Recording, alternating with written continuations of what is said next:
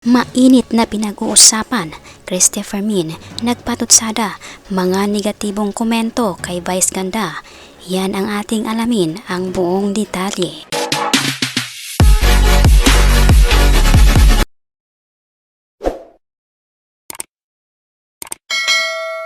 Magandang araw mga kaibigan, welcome back to our YouTube channel, Be Truth. Mainit na nga ba ang labanan sa noontime shows? Ito'y pinag-uusapan ng Showbiz Now na or SNN na pinamumunuan ng bitiranang kolumnista na si Christopher Min. Kasama na rin dito si Romel Chica at Wendell Alvarez. Ibinahagi nila ang kanilang opinyon o komento patungkol sa mga naglalaban ngayon na noontime shows. Partikular na dito ang It Showtimes ng ABS-CBN na ngayon ay GMA7 na. At ito nga ay pinamumunuan ng unkabogable superstar host na si Vice Ganda. At dahil nga sa pagsasanib pwersa ng dalawang malalaking tahanan ng network, ito'y kanilang binabantayan kung ito'y mahihigitan nga bang mapantayan ang kanilang kalaban na Itbulaga sa TV5. At dapat di umanong babantayan upang hindi makalusot. Mukhang kinawawa ng SNN ang sitwasyon ngayon ng ABS-CBN dahil ang dati di umanong number 1 noon na network ay siyang nakikisukob na lamang ito sa mga istasyon na kinakalaban nila noon. Ayon kay Christopher Min na marami di umano siyang nakakausap na ang sabi nilunok na di umano ng ABS-CBN ang lahat upang mabigyan lamang ng trabaho ang kanilang mga artista o kanilang mga kontratadong personalidad at tama naman di umano ito. Subalit may mga taong hindi di umano nakalimot. Katulad na lang ng mga ibang netizen na ayon sa kanila, binalikan di umano ang dating sinabi ni Vice Ganda. Para sa kanila ito di umano ang singil ng kapalaran. At dahil nga dito sa pag-iisang dibdib ng ABS-CBN at ng GMA7, samot-sari ang kanilang mga opinyon.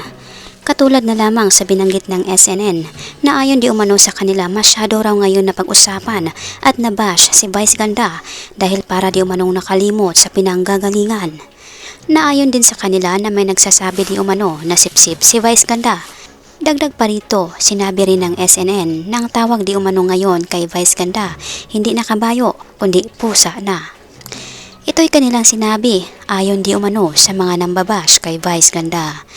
At dahil nga sa naging mensahe ni Vice Ganda noong contract signing, pinasasalamatan niya ng husto ang GMA7 dahil sa pagsadsad ng ABS-CBN, abot kamay umano itong tinanggap. At ang mas higit pa rito, ang pagbubukas ng GMA7 para sa kanila, kaya pinasalamatan niya ito ng husto.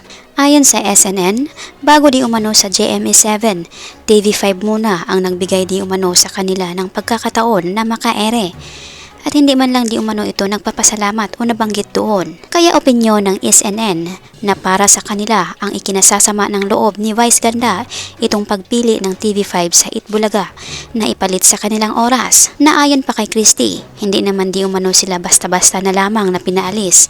Kinausap naman di umano sila ng MediaQuest at Signal patungkol dito kung okay lang ba sa kanila na ilipat sila sa ibang oras. Dagdag pa ni Christopher Min, mas may karapatan naman di umano ang may-ari na si Manny Pangilinan kung sino ang kanilang pipiliin. Nalulungkot di umano si Christopher Min dahil halos lahat di umanong mga vlogger ngayon ay binabash si Vice Ganda nga ang dating tawag nga na kabayo ngayon ay pusa na. Dahil di umano lahat ng sinukan niya ay kinain niya ulit na parang pusa. Subalit kung matatandaan natin sa isang interview ni Vice Ganda, binanggit niya noon na mahirap man at maraming pinagdadaanan ang ABS-CBN, hindi pa rin ito sumusuko. Patuloy pa rin lumalaban dahil naniniwala siya na ang lahat ng pagsubok ay lilipas rin. Nagpapasalamat siyang lubos sa nagbigay sa kanila ng chance na makaere. Sa kabila ng kanilang pinagdadaanan, grateful pa rin di umano sila dito. At dahil nga dito sa mga negatibong opinyon o komento na kanilang ibinahagi, na ayon sa kanila base di umano sa mga bashers. At para na rin patas ang labanan, kumuha rin kami kung ano ang mga naging opinyon ng ibang mga netizen patungkol dito. Naging negatibo man ang kanilang opinyon o komento, marami pa rin naniniwala at bumilib hindi lamang kay Vice Ganda, pati na rin sa ABS-CBN. Panuorin ang ilan sa mga nakuha nating resibo ayon sa kung ano ang naging komento ng mga netizen patungkol dito. Nakakabilib sa talento ni Vice. Imagine impromptu speech pero napaka-genuine. Unkabogable phenomenal ka talaga. Iba ang iyong pagka-superstar na talino na meron ka. Congratulations sa It's Showtime family. Nakakaiyak. Grabe yung Vice ganda. Legend. Iba din kasi talaga ang pinagdadaanan niya at silang lahat. Congrats!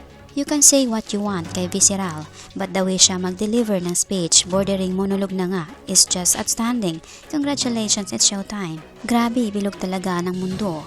May mga magaganda talagang nangyayari sa mga taong naghihintay. Biruin mo, hindi sila sumuko, nag-give up. Tingnan mo naman ngayon ang nangyari, walang bumitaw, ang galing nyo. Nakakaiyak naman, lalo na kung kasama ka ng It's Showtime family sa mga panahong lugmok sila. Congratulations, Showtime family. Ito ang palabas na puro negative ang nakikita sa kapwa. Wala man lang ang positive vibes. Kaya nabibigma Puros negative ang sinasabi sa kapwa. Nag-thank you si Vice sa TV5 ng last day nila sa Kapatid Network. Alangan naman mag-thank you siya sa TV5 sa contract signing nila sa GMA. Mga kaibigan, anong masasabi mo dito? Ano man ang iyong opinion o komento, welcome kayo dito. Maraming salamat po. By the way mga kaibigan, mag-shoutout na naman po tayo sa mga latest or newest comment ng aming minamahal na viewers. Malakas ang shoutout po kin Petronila Francisco, Juan Conchada, Kinlan Cruz, Lilibeth Managat, Cory Pilar, Easy Teves, at Marlene Lopez. Malakasang palakpak po sa inyong lahat. Marami pong salamat sa inyong pagbibisita at pag-effort na rin na magkomento. Pasalamatan din po namin kayong lahat naming minamahal na viewers. Nag-comment man po kayo o hindi, na-appreciate po namin ang inyong pagbibisita. Taos puso po naming pinapasalamatan ang inyong ibinahaging oras upang mabisita ang aming munting channel. Saan man po kayo naroroon, mag-ingat po kayo lagi. Malakasang palakpak po sa inyong lahat. God bless us po at maraming salamat.